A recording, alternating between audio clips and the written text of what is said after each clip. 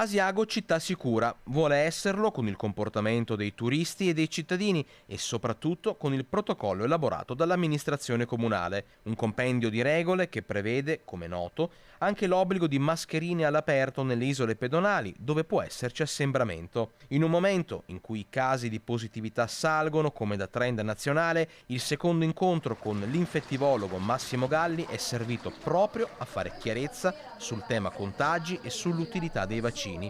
Tanti i presenti in Piazza Duomo per un appuntamento fortemente voluto dal sindaco Roberto Rigoni Stern. Noi abbiamo voluto incentivare la vaccinazione anche tra i nostri ospiti, creando un servizio importante perché molti di questi avrebbero dovuto rientrare dalle loro vacanze per poter fare il richiamo vaccinale. E abbiamo mantenuto anche l'attività di prevenzione e diagnosi con un punto di ambulanza fermo qua in centro d'Asiago. Credo che questa sia l'iniziativa giusta perché noi abbiamo un protocollo che si chiama Asiago Città Sicura che tende proprio a sensibilizzare ma anche a proteggere cittadini e ospiti verso quelle che sono le probabili forme di contagio. Sui vaccini e sulla loro importanza il parere di Galli è perentorio. Ci mettono in condizione di evitare di avere la tristissima esperienza di dover finire in ospedale o in rianimazione o peggio. Questa è la forza di questi vaccini.